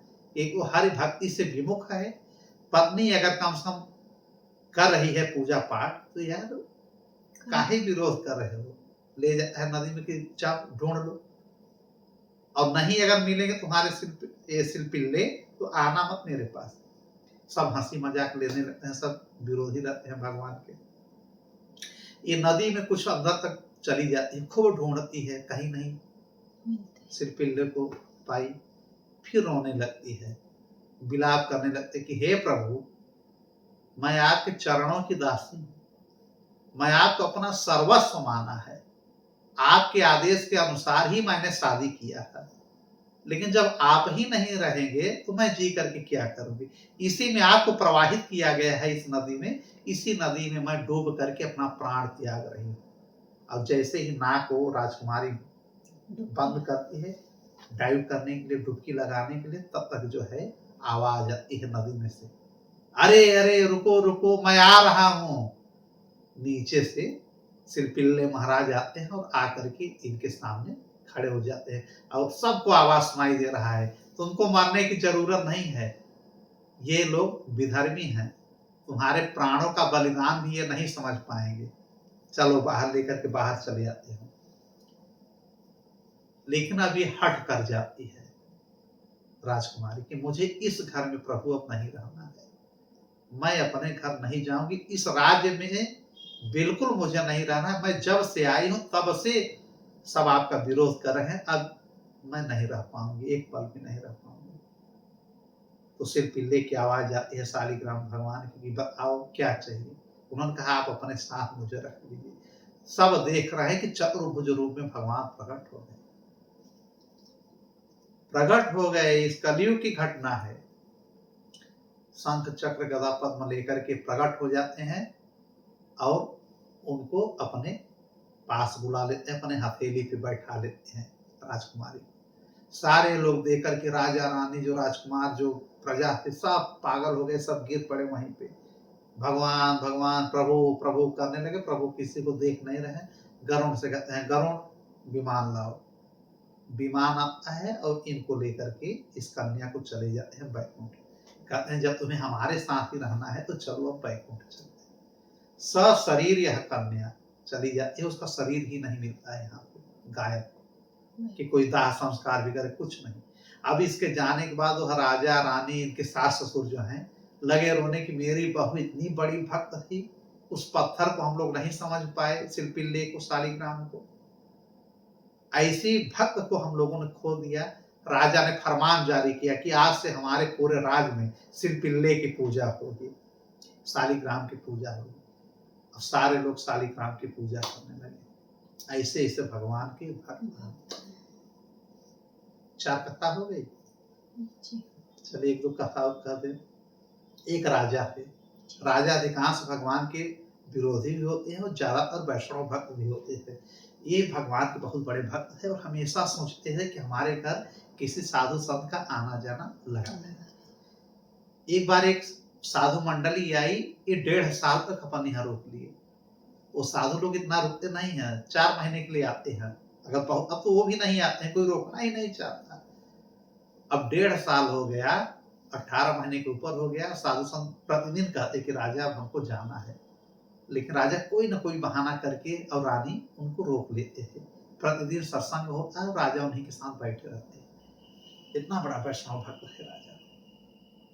लेकिन अब आज का समय हुआ, सारे संत लोग बोले कि कल हमको जाना है, राजा का कोई बहाना नहीं चलेगा। हम लोग एक जो है बताइए 1.5 साल के ऊपर हो गया, अब हम लोग भाई एक जगह ये लोग नहीं रह सकते ना। साधु संत का काम है कि विचरण करते रहना। अब राजा रात में रानी के पास जब जाते हैं, रोने लगते हैं। रानी भी भगवान की बहुत बड़ी भक्त, उन्होंने कहा कि प्रभु महाराज आप रो क्यों रहे हैं? इन्होंने कहा कल हमारे साधु संत महाराज लोग चले जाएंगे, और मैं अगर ये चले गए, इन लोगों में मेरी इतनी निष्ठा है, प्रतिदिन भगवान का भजन होता है, भाव होता है, सत्संग मैं सुनता, मैं जी नहीं पाऊंगा, मैं मर जाऊंगा कल, मैं कल मर जाऊंगा। यह कह करके सो जाते हैं। अब रानी ने सोचा कि अगर ये मर गए तो मैं जी करके क्या करूंगी, मैं भी मर जाऊंगी, और अगर मैं मर गई तो मेरा एक बालक है ये भी मर जाएगा।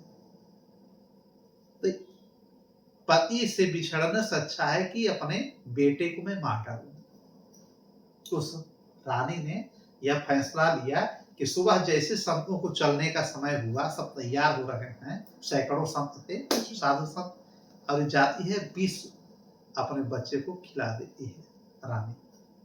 राजकुमार छोटा सा रहता है, वो मर जाता है, इसलिए कि ये मर जाएगा तो साधु संत रुक जाएंगे, नहीं जाएंगे, अब हमारे राजा जीवित रहेंगे, और इनकी बात भी यह हो जाएगी कि साधु संतों के बगैर मैं नहीं रह पाऊंगा, उसके बाद साधु संत रुक जाएंगे। बताइए, हुआ वही। साधु संतों को जब खबर मिली कि भाई मर गया बालक, वो कैसे जाएंगे? लेकिन बहुत पहुंचे हुए साधु संत थे, राजा के पास आते हैं। राजा को भी नहीं पता कि क्या हो गया है। उन्होंने कहा कि प्रभु ऐसे विपत्ति में आप हमको छोड़ के जाएंगे? उनका केवल यह हट था कि आप रुके रहिए। वो लोगों ने कहा नहीं, मैं तो रुक ही जा रहा हूँ, लेकिन ऐसे हुआ कैसे? भगवान ऐसा कैसे अन्याय हुआ? बालक के पास जाते हैं, देखते हैं उसके शरीर से पता चल गया कि विष इसको खिलाया गया है। रानी महारानी जी ऐसे हाथ जोड़े खड़ी हैं। साधु संत फट से समझ जाते हैं कि महारानी कि विष किसने खिलाया, बालक आपके पास रहता है। नीचे सिर कर लिया। वो लोग अपने दिव्य दृष्टि से समझ जाते हैं, आंख बंद करके, कि महारानी ने ही जहर खिलाया है, और उनकी भावना को समझ जाते हैं। कितना प्रेम कि केवल हमें रोकने के लिए राजा कह रहा है मैं मर जाऊंगा। ये सब देख लिया साधु ने, संत ने, और रानी सोच रही कि मेरा पति मर गया तो मैं जी करके क्या करूंगी, बालक नहीं रहेगा चल जाएगा, लेकिन साधु संत का रहना घर में अनिवार्य है। बड़े खुश होते हैं और शालिग्राम निकालते हैं, चरणामृत पिलाते हैं, और बालक खड़ा हो जाता है। चूंकि उन्हें भरोसा था रानी को कि साधु संत हैं, जीवित कर देंगे, भरोसे पे भगवान को उन्होंने जहर खिला दिया था। ऐसा प्रेम देखिए, ऐसे भक्तों से, ऐसे संतों से प्रेम। और फिर उन संतों ने कहा कि अब मैं जिसको जाना हो जाओ। चूंकि सैकड़ों लोग थे ना, तो कुछ लोगों ने आदेश लेकर के वहां से कुछ लोग प्रस्थान कर गए, लेकिन वो संत जो हेड थे, गुरु, वो रुक गए, और कुछ शिष्य और रुक गए उनके साथ। बोले कि हे राजा रानी, यह शरीर अब जब तक रहेगा मैं आपके राजमहल में ही रहूंगा। अगर आप हमको मार करके भी भगाएंगी आप लोग, तो अब हम लोग यहाँ से जाने वाले नहीं हैं। आप लोगों ने प्यार में हम लोगों को खरीद लिया है जी। तो सदा के लिए उस राजा के यहाँ वो साधु संत रुक जाते हैं। ठीक है जी। ये विष पिला दी थी। एक और रानी थी जो अपने बालक को विष पिलाई, उनकी कथा हम सुना दें, थोड़ा सा उनका भी जान लें। कि यही महाराष्ट्र के एक राजा पहले थे, उनका नाम था महिपति राजा, राजा महिपत। ये भगवान विठ्ठलनाथ, भगवान विष्णु के बहुत बड़े भक्त थे। ठीक है। महिपत राजा की जो कन्या थी, यह भी परम भक्त थी। ठीक है, बहुत बड़ी भक्त थी। लेकिन जहाँ पे इसकी शादी होती है, वहां पे वो लोग भक्त नहीं रहते हैं। अभी बहुत सोचती है कि मैं यहाँ पे यहाँ कल्हाड़ के राजा से इसकी शादी होती है, इनकी कन्या की, महिपत राजा की कन्या की। अब वो राजा से बार बार कहते हैं कि साधु संतों को बुलाइए, हमारे यहाँ प्रतिदिन 6-6 महीने साधु संतों का भंडारा लंगर लगा रहता था, प्रसादी, मैं यहाँ रह नहीं पा रहा हूँ। कहता है ये का साधु संत क्या होते हैं, ये देखो तलवार, ये देखो स्वर्ण मुद्रा, ये हाथी देखो, ये राजमहल देखो, बस यही देखो। उनका मन रानी का उसमें लगता नहीं था। उन्होंने कहा कि हम साधु संत को नहीं देखेंगे तो मैं तो मर जाऊंगी। कई साल तक हो गया, विदाई भी नहीं किया इन लोगों ने। फिर अपने दासी से उन्होंने कहा कि कभी अगर इस गांव में, इस नगर में, भाई नगर राजा थे, इस नगर में अगर साधु संत की टोली आए तो मुझे जरूर बताना। तो दासी दिन भर टहलती रहती है कि कोई साधु संत का जमात आया कि नहीं, जमात माने टोली। एक दिन पता चला कि ढेर सारे साधु संत इस राजमहल से कुछ दूर पे आके रुके हैं। दासी ने आके बताया, बड़ी खुश होती है। और वो साधु कौन थे? संत ज्ञानदेव अपने मंडली के साथ, पूरे साधु मंडली के साथ आए हुए थे। इन्होंने कहा इनका हमको दर्शन करना है, मैं दर्शन किए बगैर साधु संतों की मैं पागल हो रही हूँ, मैं जाऊं कैसे, ये सब विधर्मी है। फिर अपने छोटे से बालक को जो 3 वर्ष का रहता है बुलाती है और ये भी जहर खिला देती है अपने बालक को। बालक मर गया। अब लगे चिल्लाने, तो राजा आए, सारे लोग भीड़ लग गई, कैसे हो, कहने मर गए हैं, अब मैं क्या करूं। लोगों ने कहा कैसे मर गए, हम पता नहीं क्या रखा है, खा लिए, मर गए हैं, ये जीवित हो सकते हैं जी। रानी ने कहा। तो राजा ने कहा कैसे? अरे हमको साधु संत आए हुए हैं, उनको लाइए यहाँ पे, इनका दर्शन करिए, भगवान के भक्तों में बहुत बड़ी कृपा होती है। आप भी दर्शन करिए, बेटे को भी दर्शन करवाइए, तो हो सकता है बेटा जीवित हो जाए। तो राजा ने कहा अरे हम ये सब विश्वास नहीं कर, लड़का तो मर ही गया है, एक बार आज माने में क्या जाता है जी। अब दासी फिर लेकर के राजा को जाती है और जाकर के राजा वहां दंडवत प्रणाम ज्ञानदेव जी को करते हैं और कहते हैं घर आप हमारे चलिए, हमारी पत्नी भी है रानी साहिबा और मेरे बालक से ऐसी घटना घट गई है प्रभु। ज्ञानदेव जी जाते हैं, जैसे महल में पहुंचते हैं, चरण रखते हैं, उन्हें सब आभास हो जाता है कि यह राजा विधर्मी है, यहाँ की प्रजा भी बहुत अच्छी नहीं है, इनकी जो पत्नी है वो भगवान की बहुत बड़ी वैष्णव भक्त है, उसने ही अपने बेटे को जहर दे दिया है, इसलिए कि हम लोग इनके घर पे आए और इन लोगों को भरोसा हो जाए कि भगवान है और भगवान के भक्त भी होते हैं और यहाँ पे वो भगवान की महिमा दिखाना चाह रही है, संतों की महिमा दिखाना चाह रही है। बिन बताए ज्ञानदेव महाराज सब समझ गए और जाते हैं और पहले उस राजकुमारी को बुलाते हैं और उनको प्रणाम खुद करते हैं। वो आकर के चरणों में गिर जाती है और पकड़ के लौटने लगते कि प्रभु कई साल हो गए, साधु संतों का हमने दर्शन नहीं किया, और जब साधु संतों का हम दर्शन कर लेते हैं तो लगता है कि मैं भगवान का दर्शन कर लेता, मैंने ही विष पिलाया है अपने बालों को, अगर बचा सके तो आप बचा लीजिए, नहीं आप लोगों से हमारा भेंट हो गया, दर्शन हो गया, मैं तृप्त हो गई। उन्होंने कहा नहीं, भगवान की भक्त हो, तुम्हारे सामने कैसे होगा, बालक बुलाओ। बालक बुलाते हैं, बस शरीर पे जो है हाथ रखते हैं और कहते हैं नारायण नारायण बेटा उठो, नारायण बेटा, नारायण नारायण कहते हैं बेटा उठो, बेटा उठ करके बैठ जाता है। यह होती है संतों की कृपा, यह होती है भगवान के भक्तों की कृपा। वह राजा भी बन जाता है भगवान का भक्त और वह भी ऐलान करता है कि भैया जितने भी राज्य में ब्राह्मण और साधु संत सबके लिए लंगर खुलवा दिया जाए, सबको किसी प्रकार का दुख न हो, मंदिर को सजा दिया जाए और सबको कह दीजिए कि भगवान की सब पूजा करें। इस प्रकार से मरे हुए एक बालक को जिला दिया अपने, और राजा को जो विधर्मी था पूरे राज्य को उसने सुधार दिया। एक कथा और सुना दे, छोटी छोटी कथा है जी। एक और सुना दो जी। एक हंस की कथा हम सुनाते हैं जी। जैसे कहा गया है कि हम मानव शरीर ही मिला है भगवान को पाने के लिए, यही साधन है, कर्म साधन, कर्म योग साधन है, साधना योन यही कही जाती है। लेकिन कभी कभी जानवरों में भी भगवान के प्रति भक्ति होती है। किसी राज्य की घटना है, वहां के राजा को कुष्ठ रोग हो गया, कुष्ठ रोग, और कुष्ठ रोग चूने लगा था पूरे शरीर से। सारे राज के वैद्य आए, सब हार गए, लेकिन उनका कुष्ठ राजा का ठीक नहीं हुआ। वैद्यों ने कहा कि जो हंस होते हैं उनको मार करके उनके द्वारा जो जड़ी बूटी बनेगी वह लेप आपके शरीर में लगेगा, तब आप जा करके उस औषधि से आपका कुष्ठ रोग ठीक होगा। तो राजा ने अपने सैनिकों को और बधिकों को, जो शिकारी होते हैं, उनको बुलाया और यह काम सौंपा कि जो हंस मानसरोवर है वहां पे हंस बहुत हैं, कुछ हंसों को मार करके लाओ। अब जब वो मानसरोवर में जाते हैं तो बहुत हंस रहते हैं, और जैसे देखते हैं कि बधिक शिकारी लोग पहुंचे, सारे हंस उड़ जाते हैं, भाग जाते हैं। कई दिन हो गया, एक भी हंस नहीं पकड़ में आया। लेकिन वही वो शिकारी लोग देख रहे हैं कि जब साधु संत मानसरोवर में आते हैं, नहाते हैं, तो उनके साथ ही हंस लोग खेल रहे हैं, उड़ रहे हैं, उनके ऊपर बैठ रहे हैं, कोई डर नहीं है, साथ में खेल रहे हैं। तब उन लोगों ने कहा कि देखिए, इनको पकड़ने का एक उपाय है कि हम लोग भी साधु वेश में आए, तब हंसों को हम लोग पकड़ पाएंगे। तो जितने बधिक हैं, 8-10 बधिक रहते हैं, सब साधु का वेश पहन करके, बड़ी बड़ी दाढ़ी लगा के, कंठी माला कमंडल लेकर के मानसरोवर जाते हैं।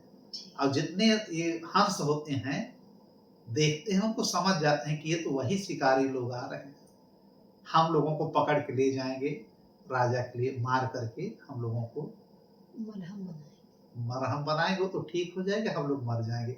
फिर इनके टीम का जो सरगना होता है वो कहता है कि ऐसा है कि हम लोगों को भागने की जरूरत नहीं है, हंस में आपस में बात कर रहे हैं कि ये लोग भले शिकारी हों, लेकिन हैं ब्राह्मण वेश में और संतों के वेश में हैं, और संत भगवान के परम भक्त होते हैं।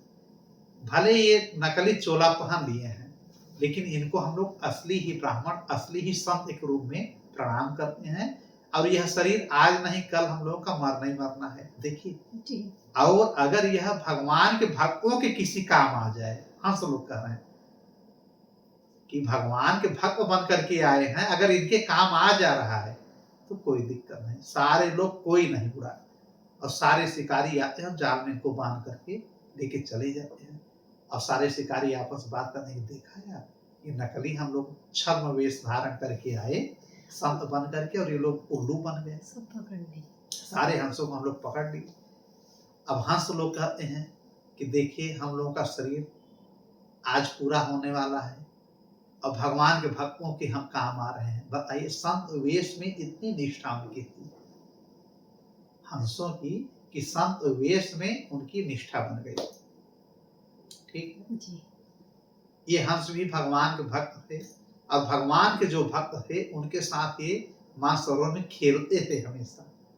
कभी उनके कपड़ों को लाते, उनके पास ले उड़ करके लाते, चोंचे से पकड़ा देते, मतलब उनको अच्छा लगता है कि हम ये संतों की सेवा कर रहे हैं, पक्षी होकर के। हम लोग मनुष्य होकर के कुछ नहीं करते हैं।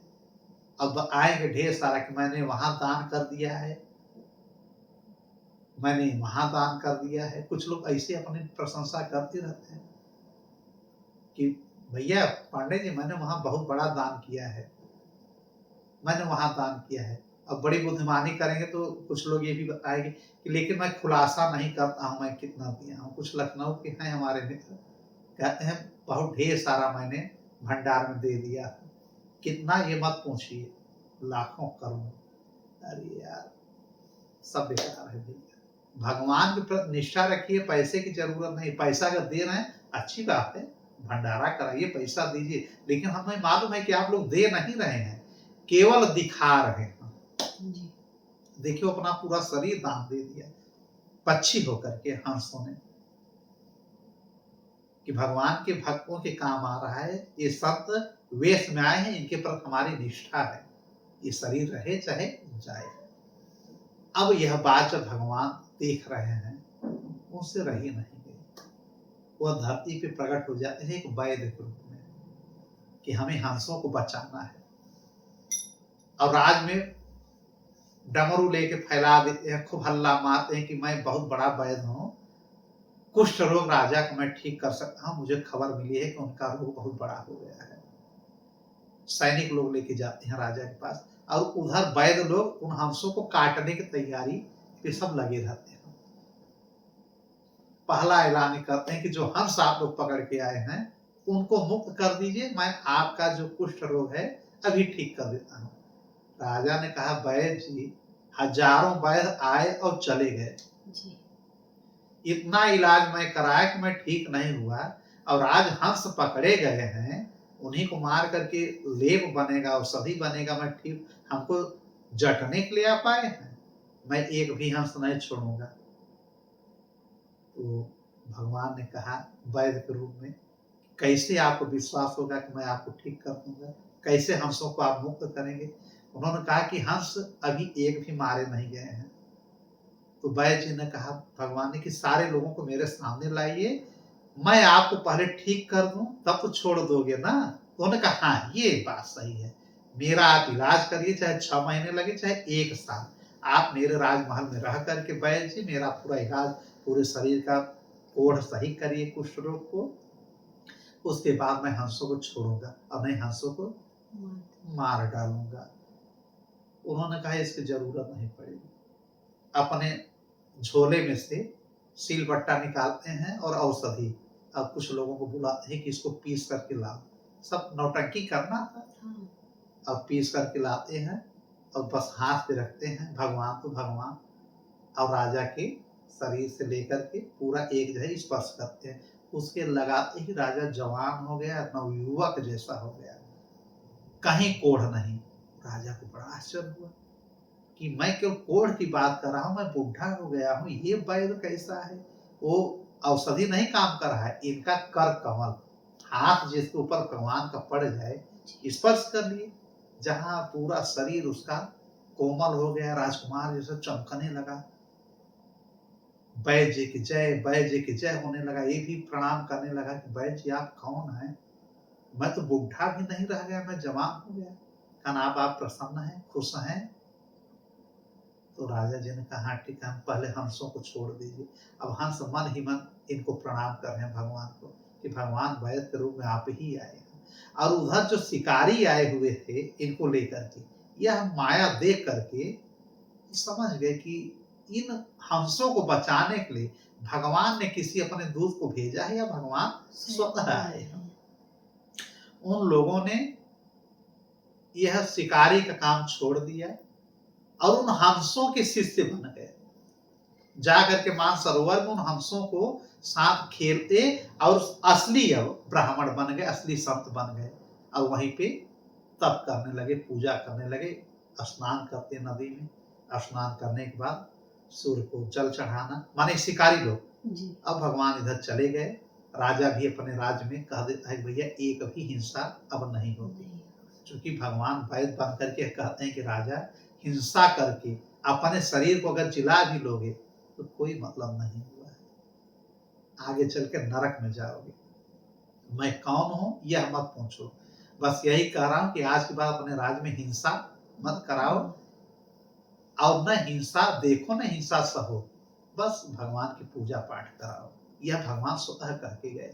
अब बधिक लोग समझ जाते हैं, वो लोग भगवान के भक्त बन जाते हैं और हंसों के साथ वो लोग रहने लगते हैं मानसरोवर के पास। और राजा कभी भी अपने राज में अब हिंसा नहीं करता, एक भी बच्चे नहीं मारे जाते। जो शिकारी होते हैं उनको बुला के राजा किसी न किसी नौकर पे रखवा देता है। यह भगवान की महिमा देखिए कि हंसों को भी बचा लिया, राजा को भी ठीक कर दिया, और जो जितने शिकारी हैं हंसों के शिष्य बन गए और सब श्रीमान नारायण नारायण कहने लगे।